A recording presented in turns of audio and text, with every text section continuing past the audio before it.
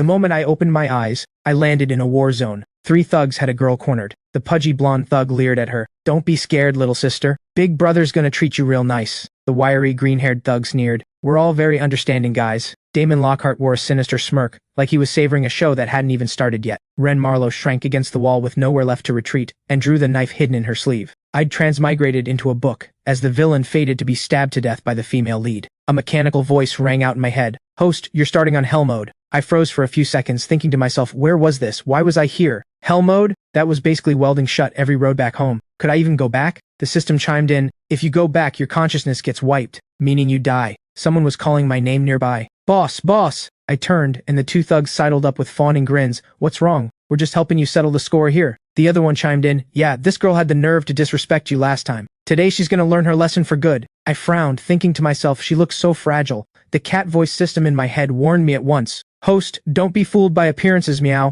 According to the original story, she's carrying right now the very dagger that's going to send you to your grave someday." A chill ran down my spine. I couldn't let them keep going. If this kept up, my corruption meter was going to blow past 100 on the spot. Memories of what had just happened flashed through my mind. My eyes flickered as an idea struck me. I kicked the pudgy blonde thug and forced my voice cold and vicious. "Settle the score? With you 2 useless idiots?" The 2 flunkies froze. "I told you to teach her a lesson. Look at what you 2 actually managed. Half an hour and her clothes aren't even torn. You call that a lesson?" My heart was bleeding inside, but I kept a straight face. The pudgy blonde thug broke into a cold sweat. "You're right, boss. We were too useless. We'll go right." I pointed at them. "Get lost. Don't understand plain words? Get lost. Stop cluttering my sight." The system drawled. "Host, that little stunt you just pulled made Ren hate you even more, meow. Corruption meter +2, currently at 88%, meow."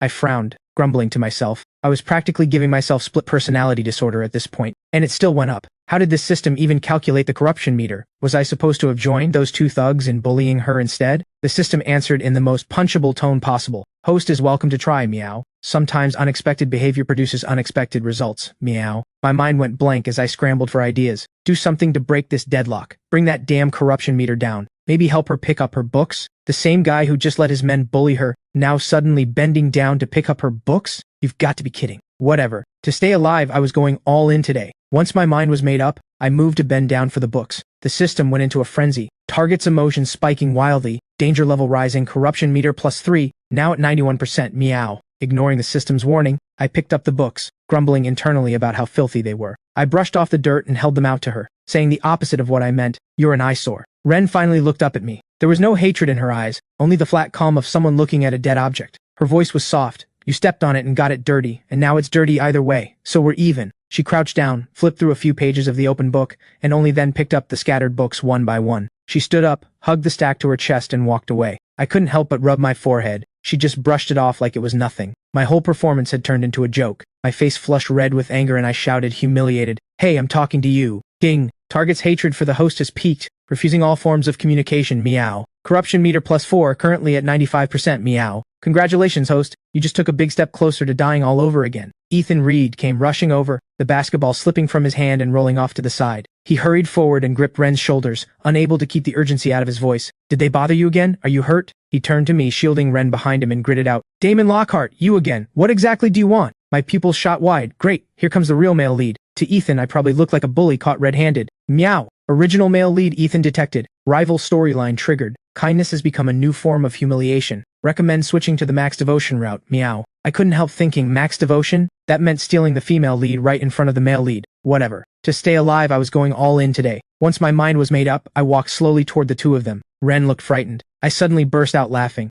Ethan's fists clenched as he snapped, "What are you laughing at?" I ignored him and walked straight toward Ren. Ethan threw out an arm to block me, demanding furiously, "What else do you want?" I shoved Ethan aside. He steadied himself and moved to block me again, so I put more force behind it this time, sending him stumbling back several steps. "Host, I'd love to see how a love-struck fool plans to save the world, meow." I calmly took off my jacket. Seeing me undress, Ethan instantly braced himself, as if expecting an attack, but I simply tossed the jacket lightly over Ren's shoulders. I said coldly, "Put it on. Your clothes are more of an eyesore than my shoes." Her fingers tightened slightly around the jacket. Ethan's brow furrowed. Ren showed no other reaction. I thought to myself, I'd overplayed it. Who could survive this level of secondhand embarrassment? Maybe just stab me and get it over with. Ethan's fists clenched, but he said nothing. Ding! Host behavior detected as extremely arrogant. Corruption meter -2, currently 93%, meow. My hands slowly relaxed as I celebrated inwardly. It dropped. It actually dropped! Humiliating people could lower the corruption meter too? What on earth went on inside this female lead's head? Fire burned in Ethan's eyes. Damon, are you insane? This is straight up humiliation. Before he even finished, Ethan lunged forward, yanked the jacket off Ren's shoulders,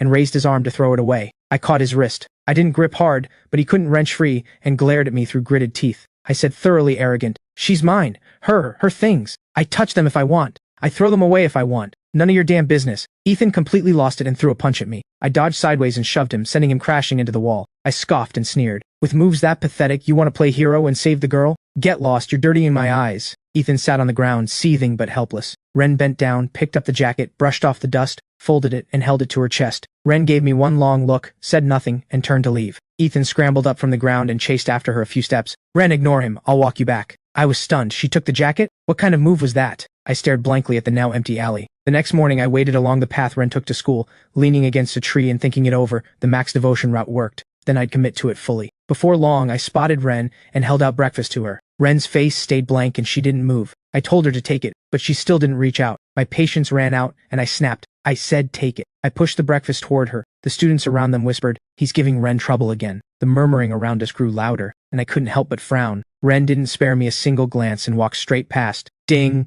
Gift giving failed. Meow. Corruption meter +1, currently 94%. Meow. My face darkened one night and I was back to square one. Host, it seems a simple show of wealth doesn't work, meow. Based on this cat's database analysis of romance novels, what's needed here is sincerity, meow. I muttered under my breath. Sincerity? What counted as sincere? Should I get on my knees and beg her to eat? Forget it, I was all in. I went to the market to buy groceries, planning to make Ren a homemade lunchbox. I held out the lunchbox to Ren and said softly, "Ren, take it." She didn't take it. My tone hardened without my meaning it to. Take it. Ren's hand paused, but she still didn't take it. That was when I noticed the knife in her bag. Oh ho, the childhood trauma dagger has appeared. Meow meow meow. Friendly reminder, this thing is what ends up in your chest one day, meow. I thought grimly. Screw the mission. I needed to stay alive. Ren thought it over for a moment, then reached out and took the lunchbox. Ding! Target accepted your gesture, meow. Affinity points +2, meow meow meow. I stared blankly at my empty hands. She just left? Was taking the lunchbox hush money, or did she actually like the homemade meal? The system snarked. "A woman's heart is a needle at the bottom of the sea, meow," I said, thoroughly annoyed to the system.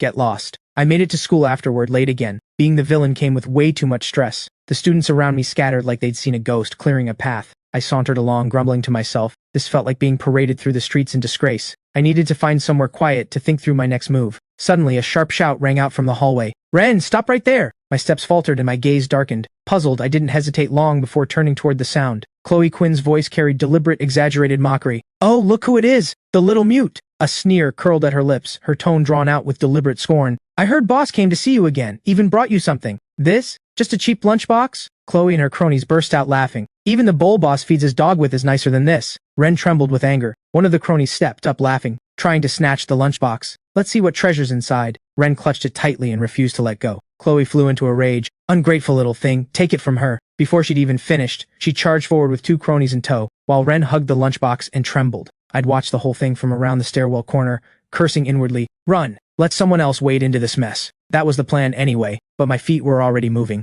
I bolted up the last few steps and shouted, "Stop!" Chloe froze for a second, then broke into a bright smile, her voice honey-sweet. "Boss, you're here." I watched her coldly, grumbling to myself, "Sure, keep acting." Chloe hurried to my side. My expression darkened. "Who told you to touch her?" Chloe's confidence visibly faltered, her voice much smaller. "I was just helping you settle a score. This little seductress was after you." "Since when does that involve you?" "She's mine. I'll deal with her myself if I want to." The system's alert exploded in my head, warning. Corruption meter has spiked to 90%. I nearly fell apart on the spot, barely keeping my footing. What? I was saving her, not tormenting her. Chloe asked through tears. "Boss, what do you mean by that?" At the sight of the vice principal, Chloe instinctively backed away a few steps. He barked furiously. "Damon Lockhart, you again!" My expression turned panicked. Great. Caught red-handed. He pointed at me and shouted, "To the office, now!" Chloe and her cronies bolted. My eyes darted around frantically, panic burning through me. Everything was ruined. No, I had to do something to salvage the corruption meter. I stepped close to Ren and said gently, "Wait for me to come back." The system chimed in cheerfully. Ding! Corruption meter -2, meow!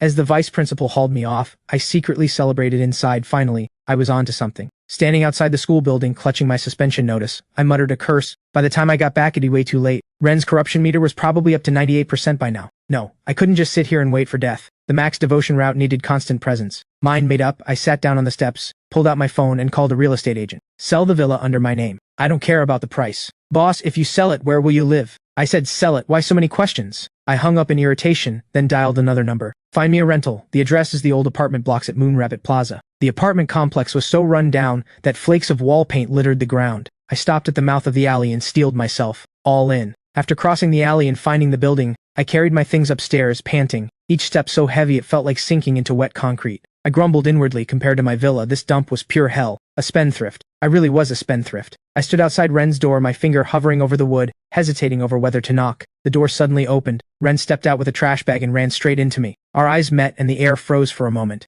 I instinctively tightened my grip on the box in my hands, my knuckles going pale. Ren walked off while I frantically rehearsed opening lines in my head, rejecting version after version. Hey, what a coincidence. Too dumb. Come here to keep an eye on you? Way too creepy. This was peak second-hand embarrassment. I scratched my head, mortified. Getting the best seat by the water first. Full marks for execution. This cat approves, meow. I chuckled to myself, until I saw the status panel and couldn't laugh anymore. Corruption meter stuck at 85%, hasn't budged. Long road ahead, host. I ground my teeth. 85%. It had only dropped 3 points, and that was from the school incident. Selling my house and moving here for nothing. What a terrible return on investment. Just then the door opened again, and Mrs. Marlowe leaned halfway out with a spatula in hand. Ren, who's out there? She spotted me and paused, then broke into a smile. Oh, you must be the new neighbor. Hello, hello. I looked at her, but my thoughts spun. Ren's mother. In the original story, she was Ren's only weakness. Her death from illness was the final straw that pushed Ren into total corruption. I smiled back. Hello, ma'am. Mrs. Marlowe warmly invited me in. Moving all by yourself must have been exhausting. You haven't eaten yet, have you? If you don't mind, come on in and eat with us. I quickly declined. No, that's all right, ma'am. The system chimed in. Host, the target's mother is a key figure, meow. Protecting her matters more than sending 100 breakfasts. I did an instant about face, breaking into a wide grin as I accepted. Mrs. Marlowe's smile widened. Great, come in then, don't just stand out here. Just as I moved to step inside, Ren blocked the doorway. Ren said flatly, Mom, he's not a good person. My expression froze. Great, publicly called out before I'd even started. Mrs. Marlowe frowned. Ren, why would you say that? He's our new neighbor. Host, this is a classic mother-in-law drama in the making, meow. I cursed the system in my head. To hell with mother-in-law. I composed myself and smiled. Ma'am, she's not wrong. I really am no good person.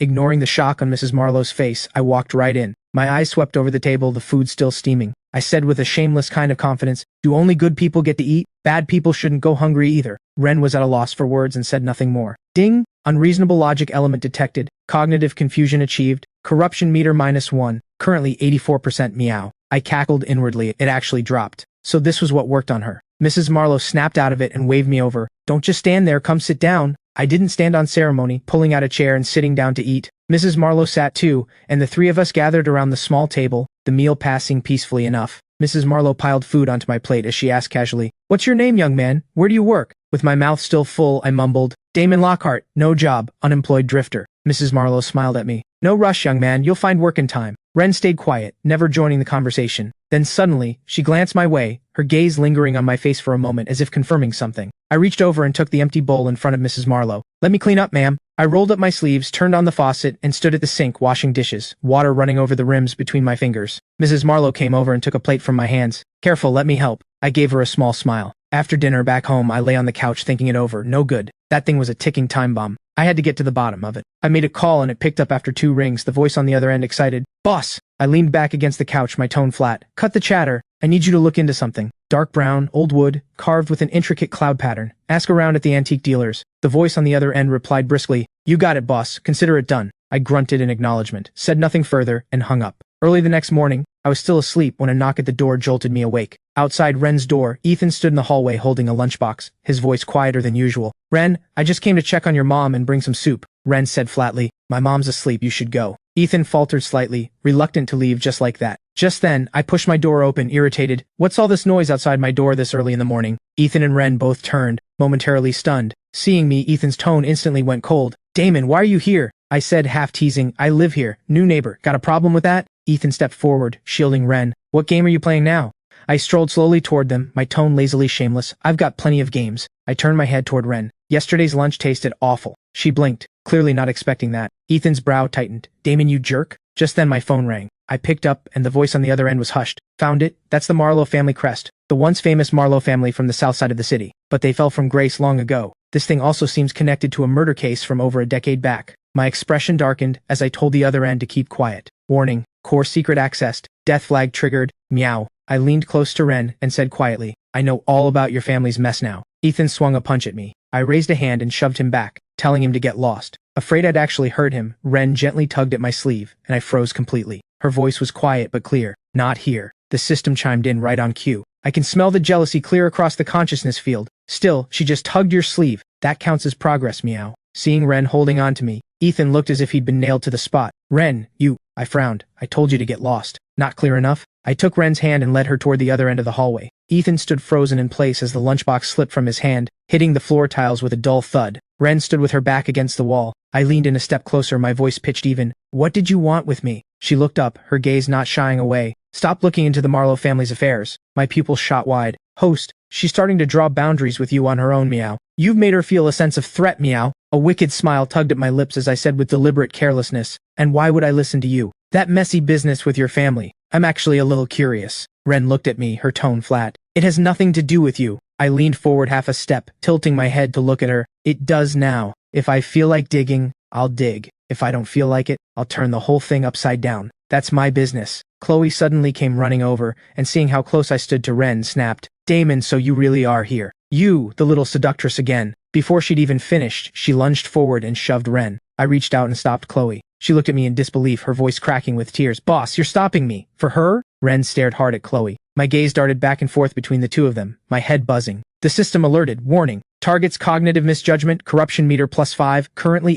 88%. Chloe went completely unhinged, throwing herself at me, her voice a tearful accusation. Did she put some spell on you or something? I struggled hard to break free, unable to hide my anger. Get off me. She cried even harder, shrieking as if her heart were breaking. I'm your girlfriend. Ren said nothing and quietly turned to leave. I watched her retreating figure, the words catching in my throat for a moment before slipping out softly. Don't go. The next morning, I stopped Ren at school. She glanced at me once and walked off. I stared blankly after her retreating figure. Seeing that Ren wouldn't acknowledge me, I switched strategies. I'd just wait for her in the hallway. She had to leave for school eventually. I hadn't expected Ren to break the pattern entirely. Forget it, I'm just not going out. 5 days later, the rain poured down in sheets. After days of waiting in the hallway, I finally fell sick. I forced myself to my feet but couldn't stay upright and collapsed again before long. My phone landed off to the side, the screen still lit, the call for help never made. Ren stood outside my door, hesitating for a moment. She finally raised her hand and knocked. No answer. After a pause, she pushed the door open and stepped inside. The moment she entered, she saw me lying on the floor, pale-faced, my brow furrowed tight. She helped me onto the couch.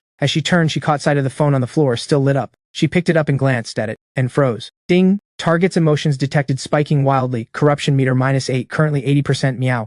Ren reached out and gently smoothed my furrowed brow. My hand tightened unconsciously. She paused, then took a towel and wiped the sweat from my forehead. By afternoon, I opened my eyes. The fever had broken. I braced myself against the couch and slowly sat up, my gaze landing on the coffee table. A note, tucked beneath a cup. I pulled it out and looked at it for a couple of seconds, my fingertip brushing lightly over the paper. It was from Ren. That was when I suddenly remembered my phone, and my expression changed completely. I scrambled to search through the couch cushions. I finally spotted the phone on the table, snatched it up, and unlocked it. The screen displayed a title in big letters, My Idiot Redemption Plan. Ding! Congratulations, host. Your elementary school level diary just worked a miracle, meow. Corruption meter -8, currently 80%, meow. I covered my face and slid right off the couch, my ears burning red. This was more mortifying than being stripped naked in public. How was I supposed to face her now? I didn't even dare leave the house. My stomach growled with hunger. That evening, someone suddenly knocked. I jolted upright, startled. Who is it? I opened the door and looked down to see a lunchbox sitting on the floor. A dinner made with love, host? I crouched down to pick up the lunchbox,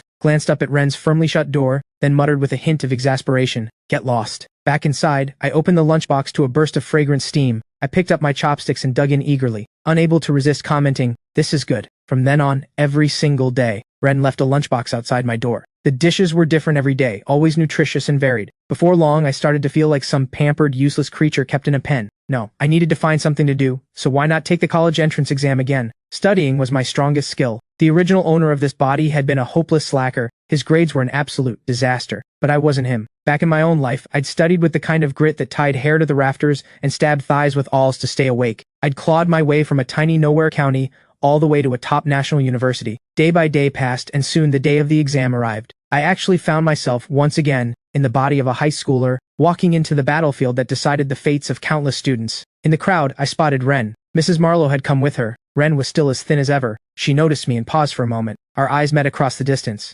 3 days later, the exam was over. I sprawled out on the couch, sighing. It was finally done. The system doused me with cold water. Don't celebrate too soon, host. Tonight is your death date in the original storyline. In the original story, Ren goes fully corrupted and uses the dagger too, though with the corruption meter at 80%. She probably won't kill you. Probably, meow. I bolted upright, alarmed. What do you mean probably? I looked around frantically and finally grabbed a pillow and hid behind the door. I stared fixedly at the clock. 11:59. I was drenched in nervous sweat. The moment the second hand hit 60, I felt a wave of relief. Ding! Death date safely passed. Congratulations, host. You've survived another day, meow. But the corruption meter had gotten stuck, now at 85%. I leaned against the wall, breathing hard. When did it even go up? The system replied, right after the exam results came out. Just then, a knock sounded at the door, and my eyes went wide. My hand hovered over the doorknob without opening it. Through the peephole, I saw it was Ren. What was she here for? To finish the job? How long was she planning to stand there? Her expression was grave as she spoke haltingly. My mom, she's seriously ill. Relieved she hadn't come to kill me, I opened the door.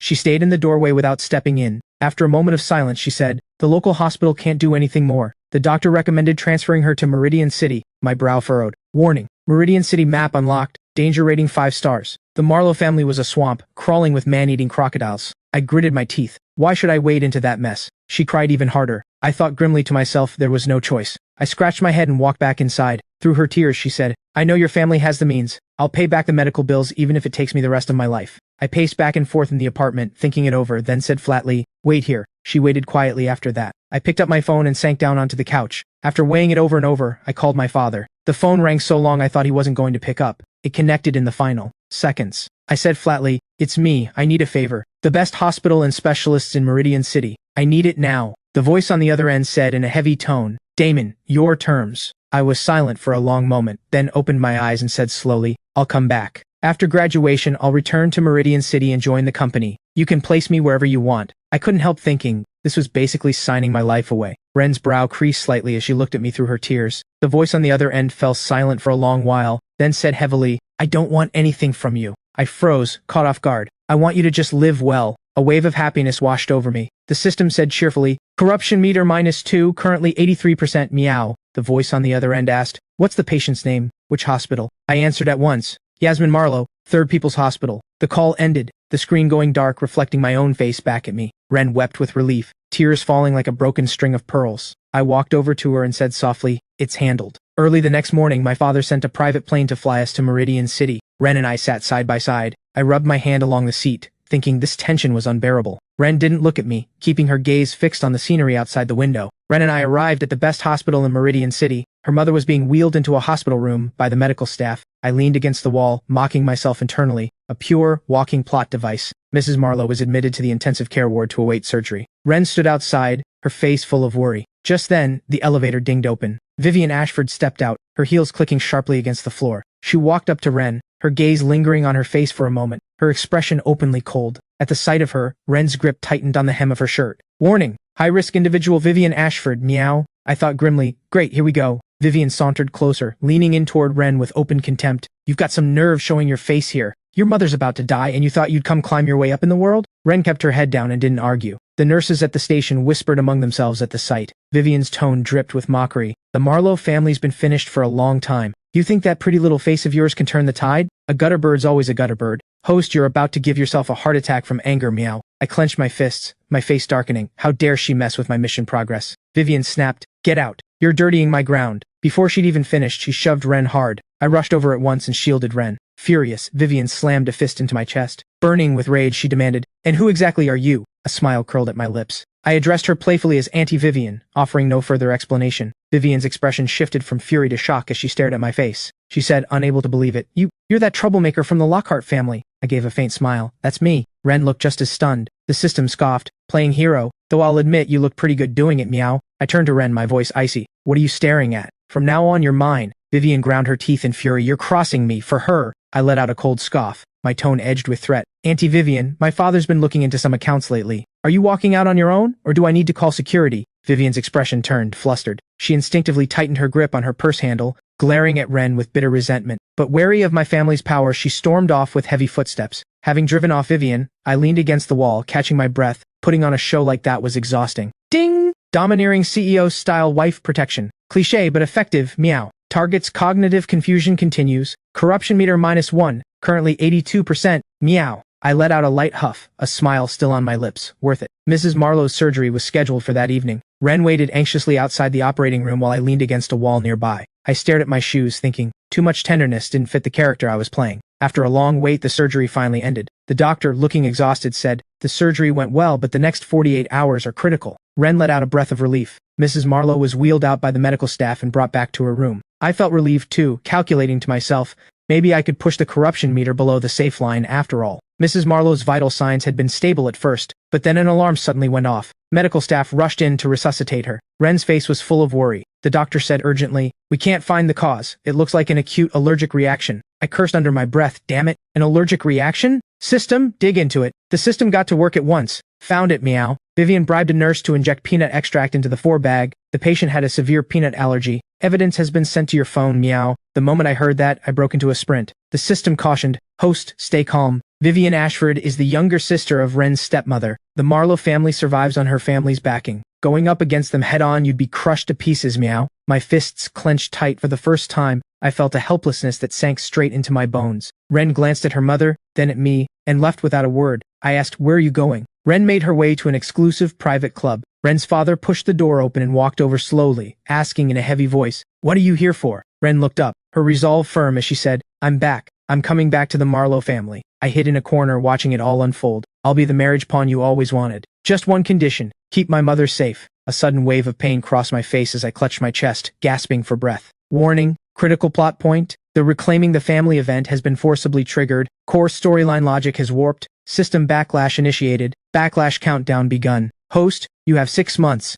I forced myself to keep moving, bracing against the wall step by step, thinking, I couldn't let her jump into the fire. Victor Marlowe looked at Ren and said nothing. I walked up to the two of them. Victor, seeing me, asked in a heavy voice, "Who are you?" I didn't answer. Instead, I grabbed Ren's hand. Ren froze. I said coldly, "You're coming with me." Victor shouted furiously, "Let go of her. This is Marlowe family business." I let out a scoffing laugh, my tone edged with sarcasm. "Family business?" I gave a disdainful huff. "Her mother's medical bills are being paid by the Lockhart family. That makes her one of ours now too." The voice on the other end of the call said heavily, "Mr. Marlowe wants to help the Lockharts settle a bill?" Victor's fists clenched in fury, but he held himself back. I then led Ren away by the hand. A Maybach was already waiting for us downstairs. I walked around to the other side, opened the door for her, then got in myself. Victor chased after us but could only watch as we drove off. I lay back against the seat, clutching my chest, gasping for breath. The system asked, "Heading home to your place, meow?" I cursed inwardly, "Home my ass." I instructed the driver, "Take us to the Marlowe residence." The Maybach sped toward the Marlowe estate. I walked into the Marlowe residence hand in hand with Ren, utterly unbothered. "What are you all staring at? Never seen a person before?" Everyone from the Marlowe family present froze. I led Ren upstairs and asked, "Which room is yours?" Ren looked just as confused, unsure what I was up to, but pointed the way anyway. I said calmly to one of the Marlowe household staff, pointing at the room next to Ren's, "Clear this room out, now." The servant looked flustered, at a loss for what to do. Once the room was cleaned, I walked in and dropped straight onto the bed. I buried my face in the pillow. Suddenly remembering I needed my medication, I pulled out the pill bottle, shook out a few, and swallowed them. I leaned against the headboard, muttering to myself, 6 months. Corruption meter at 88%. What kind of hellish start was this? Early the next morning, I dragged a chair over and sat guarding Ren's door. The door cracked open. She glanced at me, then pulled back inside. A while later, she came out in workout clothes, walking straight past me without a glance, heading downstairs. I frowned, clearly annoyed. Ren came back from her workout and shut her door with a hard slam. In the afternoon, she watered the flowers in the garden while I sat on a bench watching. That evening, I was handling business matters. The coffee beside me was still steaming.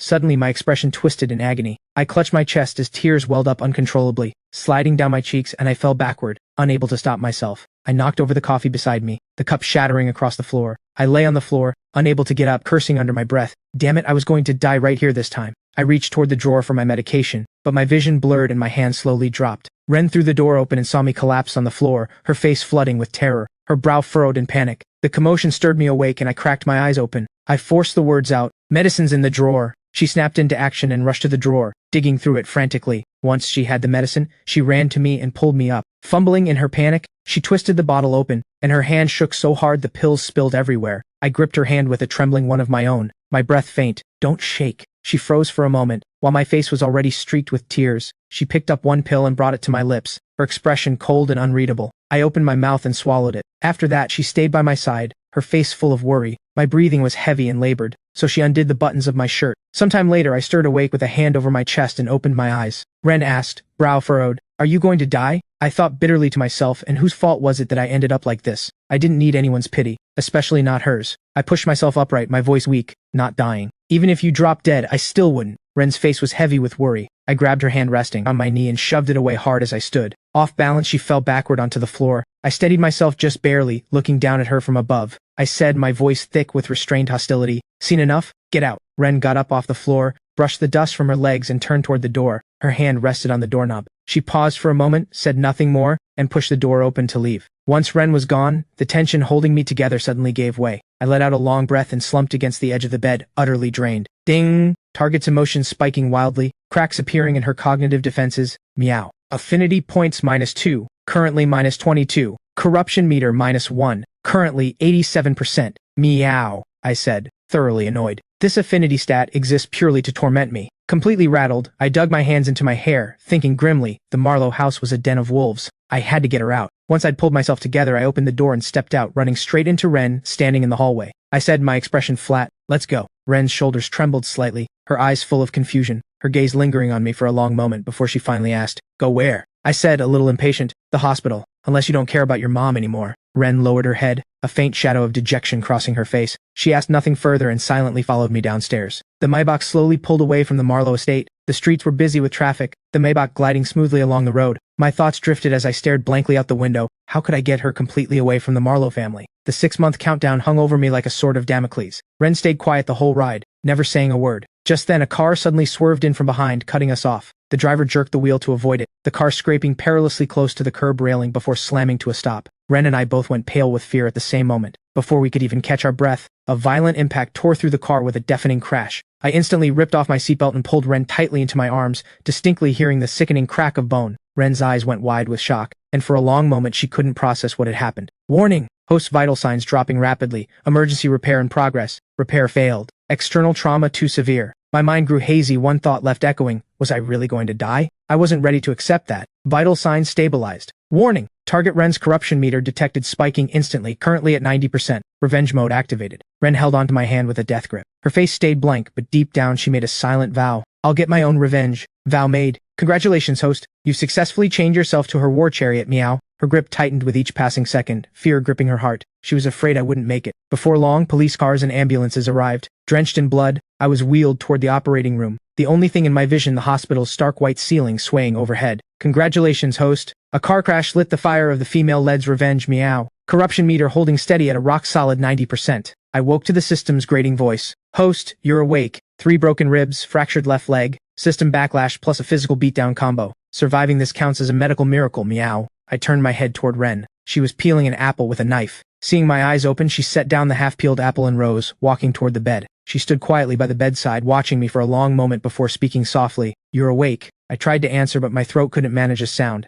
Seeing this, she sat back down without a word. The next morning, the moment I opened my eyes, I found Ren keeping watch by the bed. She looked at me and said calmly, "Let's work together." I looked puzzled, repeating in a low voice, "Work together?" I stared at her, dazed. A cold, sharp smile tugged at my lips. "Why would I? Come to beg me again?" Ren's expression stayed even. "It was Vivian Ashford's doing." I said, impatient, "So what? Don't bother me." She said slowly, "You're after the Marlowe family's assets. She's our common enemy." I thought to myself, taken aback, so this was what she believed. She thought everything I'd done was aimed at seizing the Marlowe fortune. Fine, let her think that. I said, my tone cold. "What use are you to me?" Her tone was calm but edged with a chill. "I know every secret the Marlowe family has. I know who can be bought and who needs to be removed. I can be your sharpest blade." I grumbled inwardly. What I wanted was to zero out the corruption meter, not to recruit a revenge-obsessed tool. The system chimed in right on cue. "Host, say yes. This is a perfect chance to infiltrate the enemy's ranks, meow." I leaned in and tipped Ren's chin up, a smile curling at my lips. "Deal. You're the one who came asking. From now on, you listen to me." She nodded slightly in agreement. Early the next morning, Ren was going over the Marlowe family's business reports.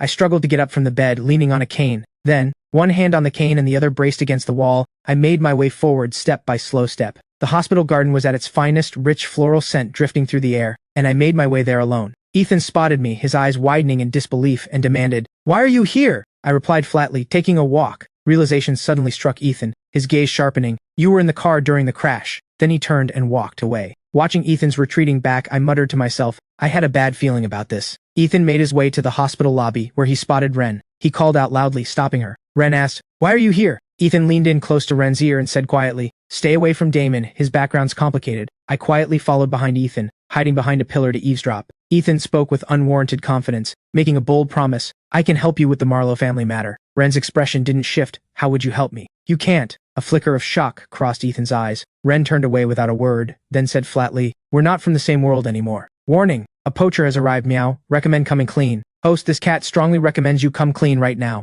Don't push your luck too far, or your girl's going to run off with someone else, and you won't even have anywhere to cry about it, meow. Ren walked up beside me and echoed my own earlier phrase, let's go. I went back to the room with her. After a period of recovery, I was cleared to leave the hospital and rest at home. The butler came to pick me up, opening the car door for me. I made my way to the car with my cane, folded it up, and slowly settled into my seat. Ren got in as well. Once in the car, I was still turning the system's words over. Come clean? Come clean about what? Tell her I'd transmigrated into a novel? That I'd only gotten close to her to complete a mission and save her and myself in the process? Would she even believe it? She'd just think I was a complete lunatic. I let out a deep sigh. That Ethan kid was such a headache. Unable to work it out, I gave up trying, slowly opened my eyes and told the butler, Orem Manor. Under a clear sky bathed in warm sunlight, Orem Manor rose tall and imposing. Back home, I propped my legs up and lay back on the couch. I tapped the documents on the table, gesturing to Ren. Your homework. Reminder, host. The Marlowe family's equity has shifted. Recorded in last week's board meeting minutes. Of course, this cat's just mentioning it casually, meow. I leaned back on the couch, hands behind my head, and said flatly, third quarter report, page 47.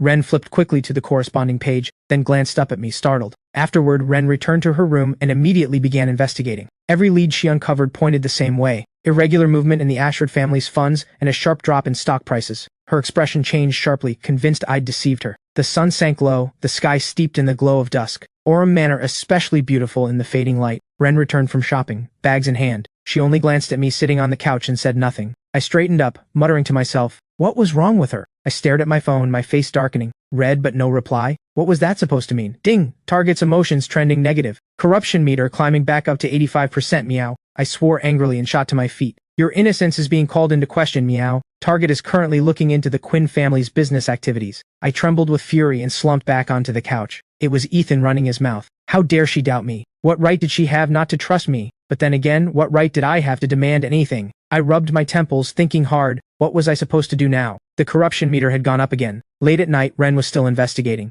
I'd just lain down when the sound of a door opening cut through the silence, and my eyes flew open. I pushed myself upright and called after Ren's retreating figure. Where are you going? She turned at the sound of my voice, replying flatly, Victor's study. Hearing she was headed back to the Marlowe estate, I frowned. What are you looking for? Her expression darkened. My mom's old medical records. I stood by the window watching Ren leave, thinking to myself, I had to go back her up. The car pulled up near the Marlowe estate. I sat inside and gave the order. System, locator. Target is at the safe in the southeast corner of the study. Heart rate 120, tension level 85%. Security patrol due in 3 minutes, meow. I prayed silently. 3 minutes. Just hold on. The lights in the study went dark. Right then, I curled up in agony. The system backlash. Of all times, it had to be now. My hand shook so badly I couldn't even get the car key into the ignition. I slammed the steering wheel in frustration, and it took both hands just to get the key in and start the car. Just then, Ren came running over with the documents. She yanked the door open and jumped in. Urgent, go now! I hit the gas the moment she spoke, pulling away from the Marlowe estate at full speed. Ren slumped back in her seat, breathing hard, still shaken. She suddenly looked up and caught sight of the blood on my hands.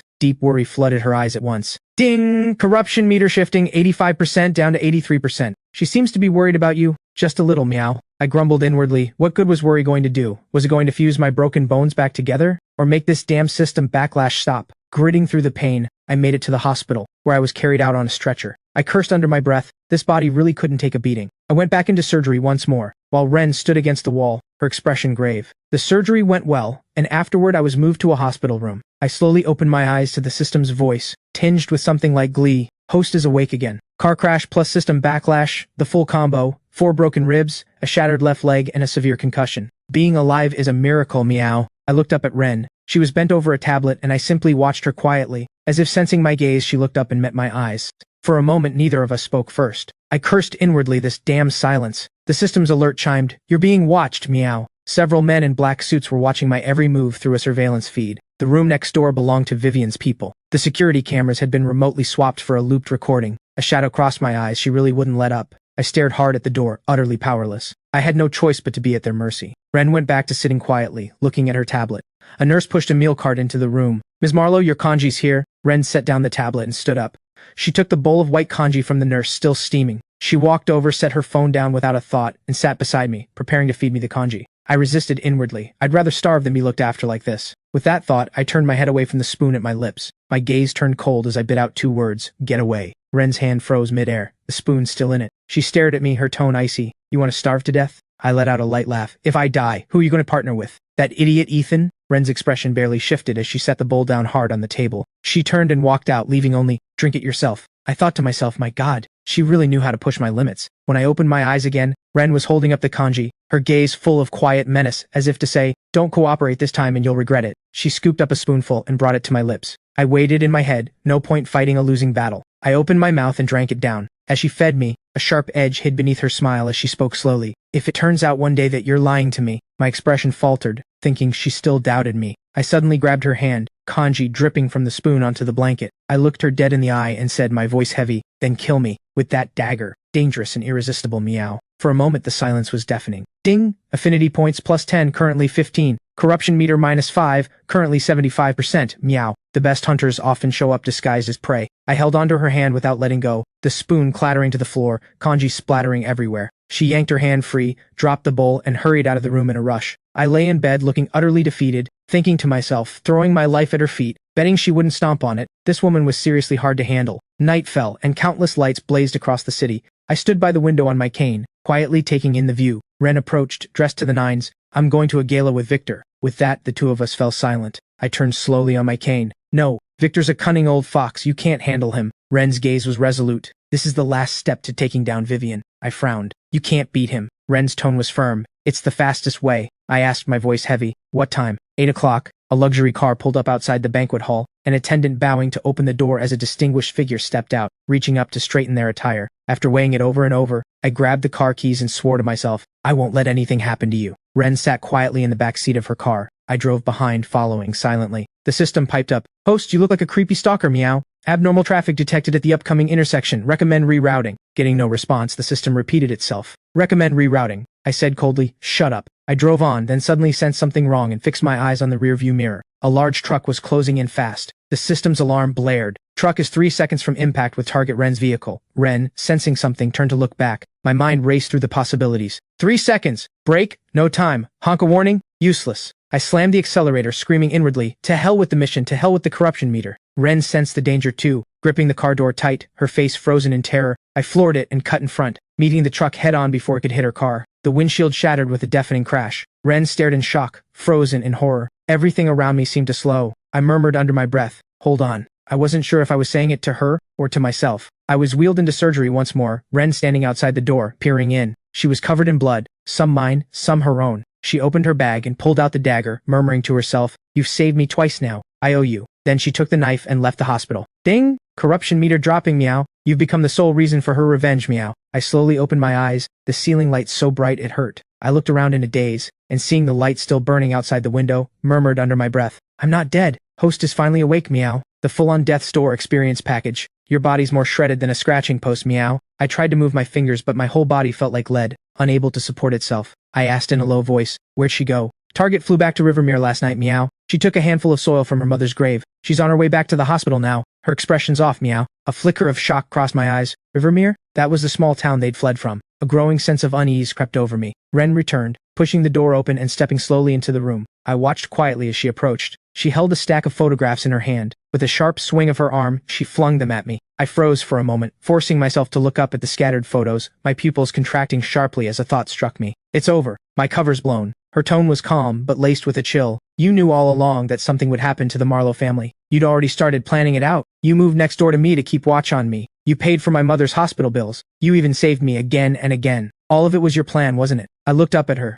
the words on the tip of my tongue swallowed back down, explaining it wouldn't make her believe me anyway. Warning! Host identity crisis has erupted ahead of schedule. Target's trust system has completely collapsed. Cognitive upheaval detected, corruption meter +10, currently 85%, meow. I thought bitterly, 85%? That number felt like a branding iron pressed against my chest.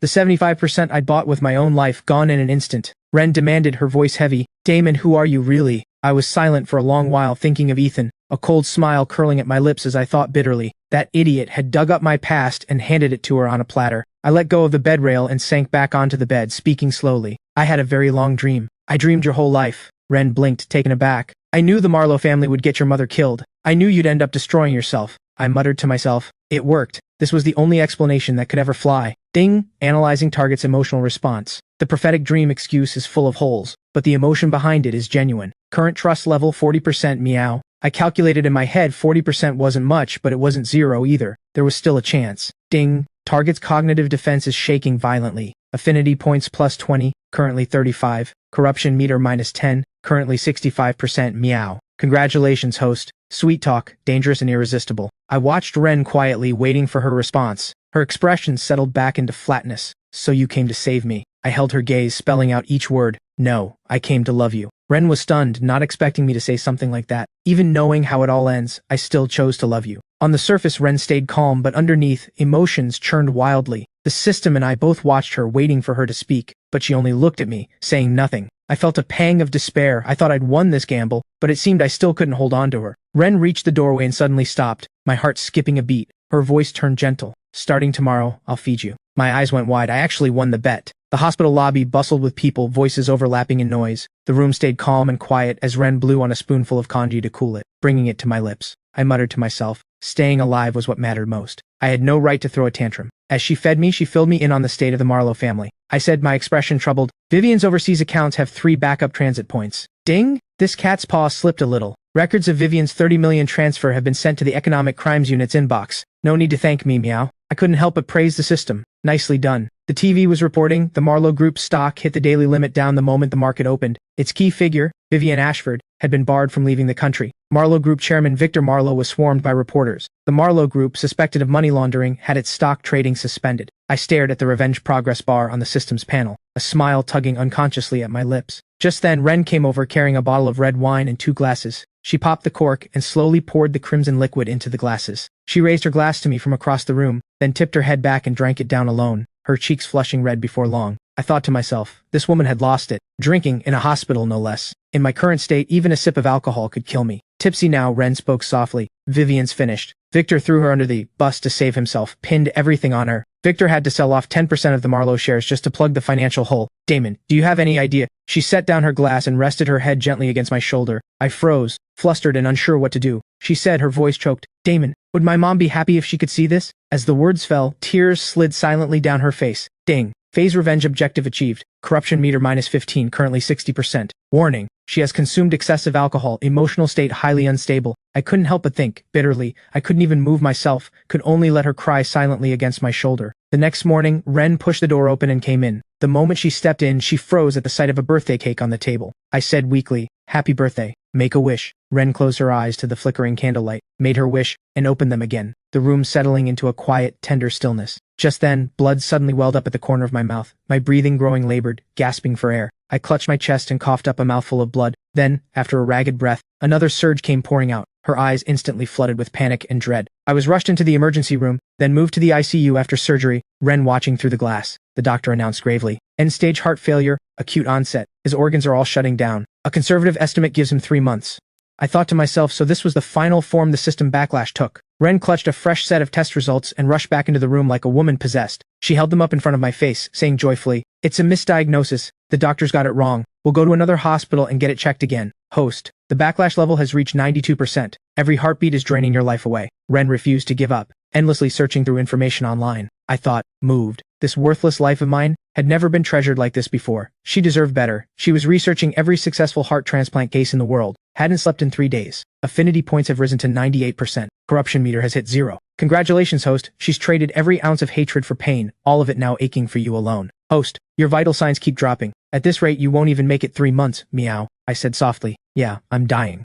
Ren brought out a laptop and started listing off things to do. I looked at the screen, confused. What's this? Her tone was flat. A bucket list. Since we only have 3 months, let's live these 3 months like a lifetime. I thought to myself, speechless. This woman was even crazier than me. Ren kept adding to the bucket list. The next day we got up early and climbed to a mountaintop to watch the sunrise. I sat in a wheelchair while Ren stood quietly behind me. The sunrise blazed brilliant and moving before us. Neither of us spoke, just gazing quietly into the distance. After watching the sunrise, we went for hot pot skewers, the colors mouth-watering, the smell filling the air. I eyed the dish with a frown, slowly took a spoonful of the broth to taste, and to my surprise, it was delicious. After breakfast, Ren wheeled me to an amusement park, and we rode the carousel together. We picked out flowers together, fed white doves side by side, and sat together watching a movie, setting aside every conflict for a while and simply enjoying the moment. Over those days, we checked off item after item on the bucket list, until only one remained. Seeing Ren in a wedding dress, staring at that line, tears slid down quietly. I knew my time was running out. Night fell, and everything around went silent. I was asleep in my room. Ren pushed the door open,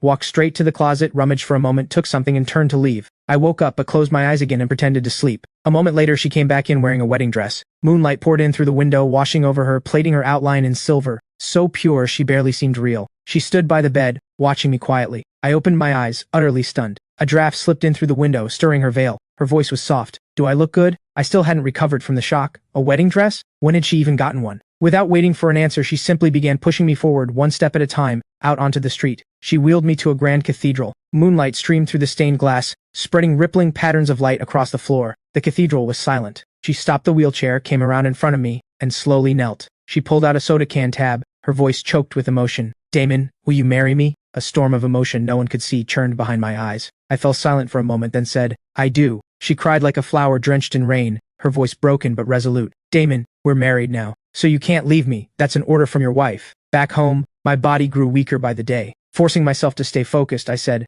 I want to write Ren a letter. I sat down and wrote, stroke by stroke, with great care. Every character came slowly, as if I were carving something fragile. The letter had taken a long time. I set down the final stroke and put down the pen. Ren stood frozen outside the door, not coming in. The system reminded me, she's been standing right outside for 4 hours, meow. I held the finished letter, my fingers running over the paper, thinking to myself, on the other side of that door was my entire world. Then I crumpled it up and shoved it to the very back of a drawer. Once it was hidden, I lay down and let out a heavy sigh. I didn't want her to see that goodbye letter, not yet. She pushed the door open, carrying a bowl of congee, set it on the nightstand, and idly pulled open the drawer, and saw the letter. She said nothing, just picked up the crumpled ball of paper, struck a match, and burned it. She turned to look at me. I want you to say it yourself, say you'll stay a lifetime. I looked at her, tears slipping out of my control, my voice as rough as if the ashes had lodged in my throat. What do I have left to give you for a lifetime? Ren's tone turned cold. Damon, I'm tired. With that, she walked straight out. I stared blankly after her retreating figure, unable to say a word. I slammed my fist into the bed, cursing under my breath.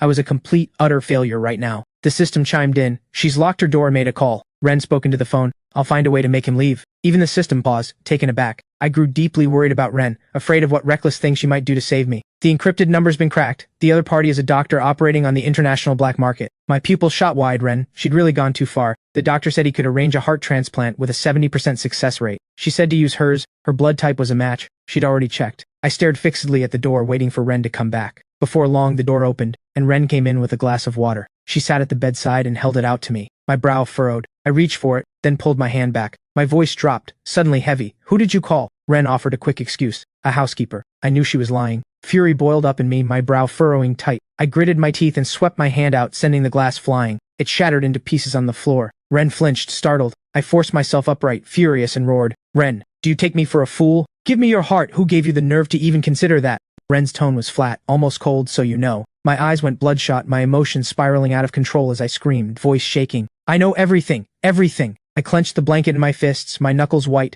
I swept my hand across the nightstand, sending pills and cups crashing to the floor, scattering into a mess. I roared, brow furrowed. Ren, don't you dare. All the pent-up emotion finally broke loose. Ren burst into tears, screaming back through broken sobs. And you? Do you dare leave me? Damon, just try leaving me. She lunged forward and grabbed my collar, her grip locking tight. You finished your list. You saw me in the dress. You want to leave now, don't you? You want to leave me all alone, don't you? I wanted to deny it, but the words caught in my throat and wouldn't come out. I reached out and caught Ren just as she was about to turn away, pulling her tightly into my arms. She buried herself against me, completely breaking down, sobbing uncontrollably. Her shoulders trembled as days of pent-up grief and fear finally poured out, unrelenting. The system, deeply uneasy, said, Host, she was just searching how to get a partner to willingly accept an organ donation. She would genuinely cut out her own heart for you, meow. I held Ren tighter, my arms closing in around her, terror overwhelming me from within. My heart still raced with lingering fear, my breathing ragged, unable to calm for a long while. Ren cried herself to exhaustion and finally fell into a deep sleep curled up in my arms. I carefully tightened my arms around her, not daring to move, afraid she might touch the broken glass scattered across the floor. I couldn't just stand by and watch her walk toward the abyss. But what could I even do? I couldn't do anything at all. All I could do was watch her sweep up the broken glass, piece by piece. I sank into a long dream, one that replayed my memories of transmigrating into this book. The scene of the cathedral proposal played out again. Fate looped back around, and I still couldn't escape, ending up stabbed to death. I mumbled in my sleep, No, system. The mission. Ren, don't turn dark. 3 days later, I finally stirred awake from the haze. Ren was keeping watch beside me, her face streaked with tears, her voice hoarse. I had a nightmare. I dreamed you left me. Hearing that, my heart pounded wildly, and hot tears surged up at once. She gently raised her hands, tenderly wiping me down with careful, meticulous movements, full of both affection and quiet anxiety. Host, you're awake, meow. You were unconscious for a full 3 days this time. A jolt struck my chest, and I froze completely, disbelief churning behind my eyes, layer upon layer. She kept watch over you for 3 days and 3 nights without sleeping. She went through every one of your devices. Last night she kept asking the empty room over and over, "System, are you there?" I stayed silent for a long time, but in the end I answered. I told her everything. I told her about the transmigration, the system, the mission, and your backlash. You gave up an easy mission and chose her, the hell mode route. She was lying just now. She didn't have a nightmare. She was preparing for a final goodbye, meow. Ren tucked the blanket around me thoughtfully. I thought to myself, everything about this was a lie. She handed me a consent form with a smile. I found a veteran expert in gene repair. He's willing to operate on you. The surgery carries high risk, but there's still hope. A 1 in 1,000 success rate. I muttered under my breath, repeating, 1 in 1,000. No different from a death sentence. Seeing my brow furrow, the smile on Ren's face slowly faded. I knew perfectly well this was her going all in on one last gamble. In fact, 3 days earlier, Ren had already gone alone to seek out that veteran gene repair specialist. In the examination room, the elderly specialist warned her gravely, again and again, the odds are only 1 in 1,000. During surgery, the patient could suffer massive hemorrhaging or infection. He might not survive the table. You need to think this through. Ren's tone was resolute. 1 in 1,000 is enough. She picked up the pen and signed her name at once, saying flatly, I'm betting he can't bear to lose me. The medical staff beside her said nothing. With hope still alive, Ren stayed by my side day after day. She shared little stories, read the news aloud, doing everything she could to make me smile. Her laughter warmed me, but the backlash countdown kept ticking. The danger never truly gone. The backlash struck suddenly, waves of pain tearing through my body, while Ren stayed by my side, tending to me with care. In the space of my consciousness, the system said its farewell quietly. Host, once the surgery succeeds, my mission will be complete,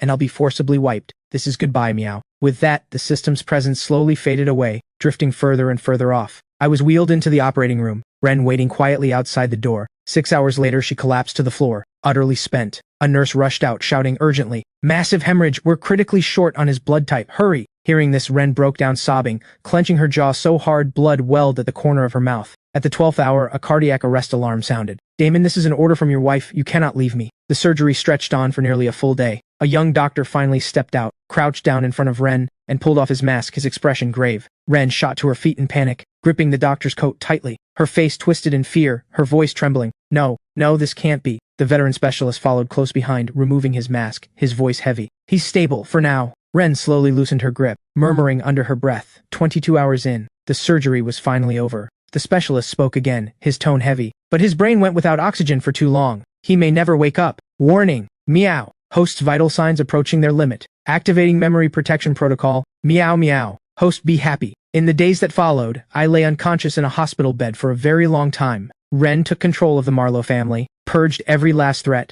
and sent every villain straight to the police. In all the time that remained, she came to the hospital every single day, carefully wiping me down, murmuring softly, "Happy 1,000-day anniversary, husband." She'd kept the soda can tab from that proposal, turned into a simple ring now slipped onto my finger, and held my hand tightly. She leaned down and pressed a gentle kiss to my forehead. She gently traced her fingers over my palm, and the next instant, my fingers twitched, faint but real. Ren froze instantly, disbelief flooding her eyes, whispering, "Was that just my imagination?" Trembling, she tightened her grip on my hand to test again. My fingertips moved again, faintly. Overwhelming joy shattered every ounce of composure she'd held onto. Tears poured down as she choked out, "It's not my imagination." I strained to lift my heavy eyelids. Through my blurred vision, her outline slowly came into focus. I wanted to answer, but my throat couldn't manage a sound. Ren reacted instantly, slamming her hand down on the bedside call button. A team of medical staff rushed in at the alarm, their voices urgent. "The patient's in critical condition. Prep for emergency response now." The staff sprang into their roles at once, some watching vitals, others monitoring the EKG. The young doctor pulled out a penlight to check my pupils. He pressed a stethoscope to my chest, asking gently, "Damon, can you hear me? Look at my fingers. How many am I holding up?"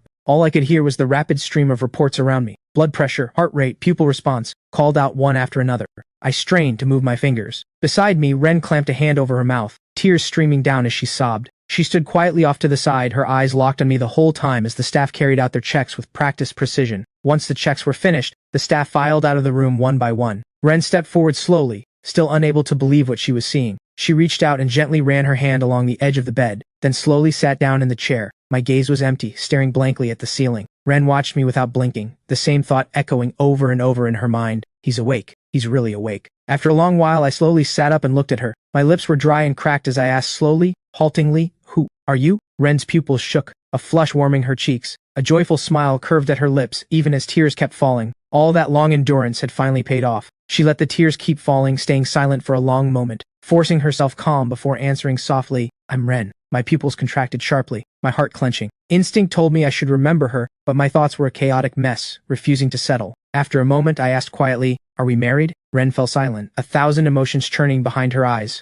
Her hands clenched tightly together as she wrestled with herself for a long moment, then finally admitted, "Yes, I'm your wife." A jolt ran through me and I pushed myself upright on the bed. The moment she said it, Ren turned and walked to the window. She bit down hard on the back of her hand, forcing back the emotions surging through her, swallowing every sob and cry. My mind went blank, my throat dry and aching. I picked up a spoon and tried to drink some water, but it all spilled down my chin. My hand shook uncontrollably around the cup, and it slipped free, shattering on the floor. Ren rushed forward, but it was already too late. I stared at my trembling, powerless hands, a wave of intense frustration and anger rising in me. Unwilling to accept being this clumsy and useless, I raised my fist and slammed it hard against the cold edge of the bed. Ren didn't blame me, just took a cloth and began cleaning up. She brought over a fresh cup of water and set it on the nightstand. My anger hadn't faded, and I swept the cup off the table. "Stop hovering in front of me." Ren still didn't get angry, just took some tissue and wiped up the spill. "Rehab still has to continue. I'll wait until you're ready." I was completely at a loss with her. A physical therapist worked me through rehab. Hang in there, stretching the muscles is the only way to get your mobility back. I gritted my teeth and forced myself through the pain. My hand instinctively clenched the handrail beside me, my eyes sharp. I couldn't hold back any longer, crying out in pain and kicking at the doctor. "Get out! All of you, get out!" The nurse's hand paused mid-motion with the medication. She glanced at the doctor beside her, and they left together. Ren walked in carrying a fruit plate, watching me quietly. I said coldly, "You too, get out, I don't want to see you." She didn't argue, just set the plate down on the table in silence. I thought bitterly to myself, here we go again. That same silent, pitying posture of hers. After setting down the fruit, she quietly turned and left. The room fell into dead silence. I stared blankly at the fruit plate on the table. She was gone, so why did I feel this hollow? Just then, an unbearable thirst gripped my throat. I reached for the water cup, but my arm was too weak to reach it no matter how hard I tried. The call button was out of reach too. A crushing sense of helplessness swept over me. I pounded my fists against my numb legs, hissing under my breath. Why? Why was this happening? Then I clenched the blanket tight in my fists, overwhelmed with humiliation and frustration. As the days passed, my temper grew shorter and shorter. One day I knocked over a bowl of kanji and shouted at Ren. I said, "I'm not eating this. Are you deaf?" Ren said nothing, silently bending down to clean up the mess. I kept lashing out. "Who even are you? What right do you have to control me? I don't even know you." Once she'd finished cleaning, she stood up. Her expression stayed calm, without a trace of hurt, as she replied softly, "I'm Ren. I'm the one who's staying with you until the end." Once again, I knocked the medicine out of her hands. "Get your hands off me. Do I even know you?" Ren silently picked up the pills, refilled the warm water, and coaxed gently, "You can't stop taking your medicine. It's good for your recovery." I ripped off the brace in irritation, refusing utterly. "I don't want you managing me." She knelt gently in front of me, her hand resting softly over mine, her voice steady with every word. "I'll wait for you, as long as it takes." Deep in the night, thunder rumbled so loudly it made the heart shudder. I fell into a deep sleep while Ren curled up alone on the hospital couch, hugging herself tightly. Another crack of thunder split the night, her shoulders jerking violently, her eyes filling with fear as she stifled quiet sobs. The thunder jolted me awake. I pushed myself upright and saw her on the couch. Faintly I could hear the muffled sound of crying. I was stunned. She was actually afraid of thunder. Ren stayed curled up tight, sobbing quietly without stop. My brow furrowed as I asked myself, why did I even care whether she was scared? But my body moved on its own. Gritting through sharp pain, I forced myself up, inch by inch, spending every ounce of strength to make my way to the edge of the bed. My legs shook uncontrollably the moment they touched the floor, and I forced myself onward through the pain. After a long while, Ren startled awake at the sound. By then I'd already reached her, pulling her into my arms. Ren's eyes flew wide open. I said gently, "Don't be afraid." A storm of feeling no one could see churned behind Ren's eyes. I slowly tightened my arms around her, saying softly,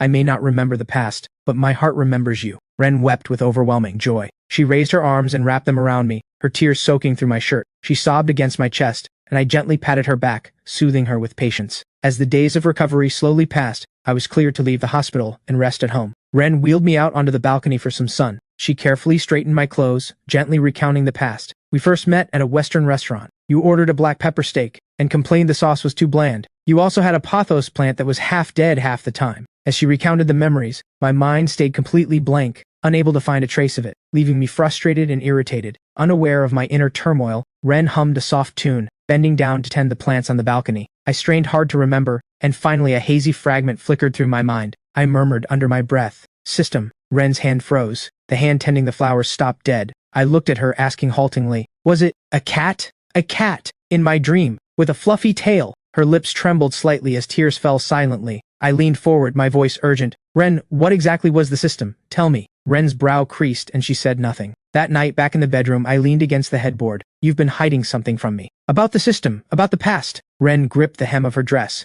and finally made up her mind. walking to the dresser to pull open a drawer and take out a small bear-shaped tin box. She walked slowly to the bedside. Seeing this, I leaned forward without meaning to. She ran her fingers gently over the surface of the tin, then slowly lifted the lid. Inside were various keepsakes, along with a letter the system had left behind. Ren's fingers brushed lightly over the paper, and a jolt ran through me. She picked up the letter, saying quietly, "This is the system, a blue cat." Emotion surged through me. It was him, the tale from my dream. Ren's voice caught in her throat as she read the letter aloud softly. He said he was a lucky cat. I read the letter over and over, and long-buried images came flooding back into my mind. The system playfully gnawing at a book. Me, standing on the hospital rooftop, staring off into the distance. Ren, holding out a soda can tab to propose to me. And that dagger, glaring in the light. I pulled Ren into my arms at once, my grip tightening around her. I buried my face in her shoulder, tears falling quietly, as I repeated over and over, "I'm sorry." Ren understood. I'd remembered everything, and wrapped her arms tightly around me in return. I confessed, "I'm not from this world. I came here for a mission. Loving you was part of the mission, and it was also real." Ren replied softly, "I know." I was stunned, pulling back to look at her, my eyes full of confusion. She stayed quiet for a moment, then reached up and patted my shoulder gently. "I knew from the moment you threw yourself in front of that truck for me. No normal person saves someone that way, and they don't rave about missions and corruption meters while running a fever. I was just betting that your real feelings outweighed your mission even by a little." Guilt washed over me, and I broke down, overwhelmed with how much I owed her. Holding her tight, Ren gently stroked my back. I asked, my voice hoarse, "How did you get through those 3 years?" Ren's voice was gentle. "I talked to you every day, read you the news, even complained to you about that old bastard Victor. The doctors said you couldn't hear. I didn't believe them. I told myself you couldn't bear to leave me alone." Seeing my memory restored and Ren finally safe by my side, the system felt a wave of joy, its lingering worry finally at rest. A flicker of surprise crossed Ren's eyes. "Was that the system?" Hearing that, I turned sharply to look, but the system was already gone. 5 years later, Ren and I sat with our daughter, building blocks together. It was Grace's birthday. The little girl, dressed up neatly, quietly stacked her blocks. A birthday cake sat on the table, and she spun happily in place. She closed her eyes to make a wish, blew out the candles, and clapped her hands with excitement. Ren pulled out a napkin to wipe her mouth, murmuring gently, "Slow down, Grace, don't choke." I watched our daughter with a smile, reaching out to ruffle her hair fondly. Grace bit into a strawberry, then suddenly looked toward the window. She walked over to the window, fork still in hand, and pointed outside. "Mommy, Daddy, look, a fat kitty. Its eyes are so shiny, just like in my picture book." Ren and I exchanged a glance, then both turned to look out the window. I gently patted Grace's head, saying softly, "That's a lucky cat. He came to bring you a blessing." Grace beamed and turned back to her blocks, absorbed once more. After the meal, Ren stepped out onto the balcony alone, a faint trace of melancholy in her eyes. I followed close behind, coming to her side and gently taking her hand. Then I wrapped my arms around her from behind, murmuring softly, "It's all in the past now. We're doing well." Ren nodded gently, replying softly, "Yeah, we're doing well." Just then Grace came running toward us, carrying her finished block tower with excitement. "Mommy, Daddy, look at my castle!" As night fell, I stepped into the study alone and pulled out a book on neurology to flip through. The book slipped from my hand and fell to the floor, its back cover printed with a lively little cat design. I paused for a moment, then bent down to pick it up. The instant my fingers touched the cover, I could almost feel a living warmth in it. I slowly opened the pages, and there it was, a hidden surprise the system had quietly left for me. The moment I made out the words, my eyes went wide. The handwriting on the page was childish and mischievous. "To the idiot host and his stubborn wife. This cat actually broke the rules. I burned through every last point and every bit of my energy just to buy that 1 in 1,000 miracle during the surgery. No need to thank me. This cat just couldn't stand watching you two cry. Grow old together, all right? Yours forever, the system." Every word struck deep. My eyes welled up instantly, and I held the book to my chest, sobbing. Ren happened to find me just then, wrapping her arms silently around my waist from behind, resting gently against my back, tears falling quietly. For all the years still ahead, carried by every last blessing the system had poured into us, our future was bound to be peaceful, year after year, and only grow more complete. In an alley in another world, a blonde-haired young man found himself surrounded by 3 female thugs. He said, utterly exasperated, "Look, I really don't want a cat." The leader of the group raised an eyebrow and issued a blunt ultimatum, "Then you're my boyfriend instead." The cat in her arms let out a lazy meow, none other than the system, reborn. The blonde guy froze, exasperated, and gave in. "Fine, I'll just take the cat." The leader shoved the cat into his arms and swatted him on the way. The system leapt free from his grip at once, looking thoroughly smug.